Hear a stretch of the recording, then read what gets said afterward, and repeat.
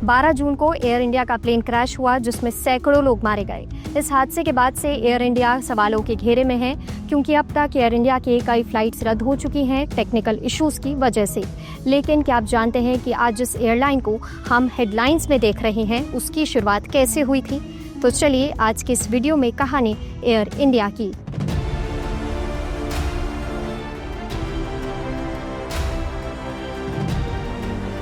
एक ऐसा समय था जब एयर इंडिया सिर्फ एक सपना था, ना कोई गवर्नमेंट सपोर्ट, ना कोई फॉरेन फंडिंग, बल्कि सिर्फ अकेले एक इंसान की सोच जिसने भारत को अपनी पहली कमर्शियल एयरलाइन दी।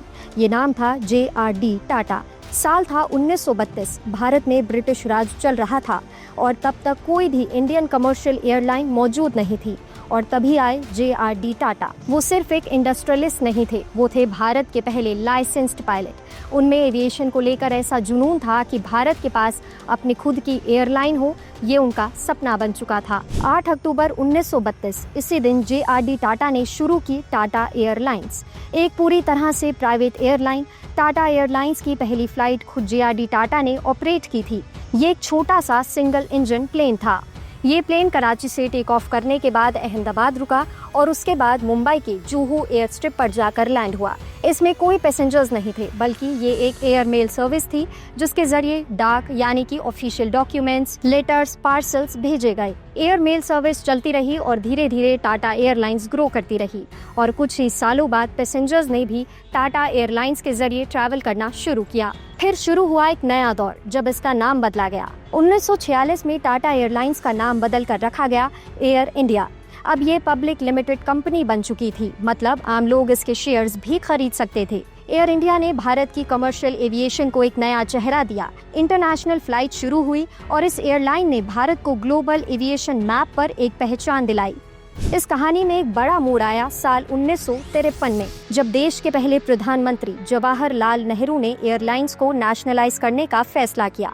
मतलब सरकार ने सभी प्राइवेट एयरलाइंस को टेक ओवर कर लिया। एयर इंडिया अब गवर्नमेंट की कंपनी बन चुकी थी, लेकिन खास बात ये थी कि इसके चेयरमैन अब भी JRD टाटा रहे, बस ओनरशिप सरकार के पास चली गई। फिर बीते कई दशक 1980 से लेकर 1990 तक एयर इंडिया एक प्रेस्टीज सिंबल रही। 2007 में इंडियन एयरलाइंस का एयर इंडिया में मर्जर हुआ, पर देखते ही देखते प्राइवेट कंपटीशन बढ़ा और लॉसेस भी गहराने लगे।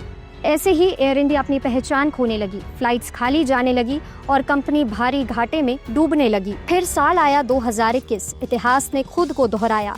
गवर्नमेंट ऑफ इंडिया ने एक बड़ा डिसीजन लिया और एयर इंडिया को दोबारा प्राइवेटाइज कर दिया गया और फिर 68 साल बाद एयर इंडिया अपने असली मालिक टाटा ग्रुप के पास वापस चली गई। और फिर साल 2024 में इस कहानी में एक कड़ी और जुड़ी और वो था विस्तारा और एयर इंडिया का मर्जर। आज की डेट में इंडिया के डोमेस्टिक एविएशन मार्केट में एयर इंडिया का लगभग 30% शेयर है। लेटेस्ट डेटा बताता है कि अभी एयर इंडिया का टर्नओवर करीब 40,000 करोड़ रुपए से ज्यादा है और नेट वर्थ 11,000 करोड़ रुपए से ज्यादा है।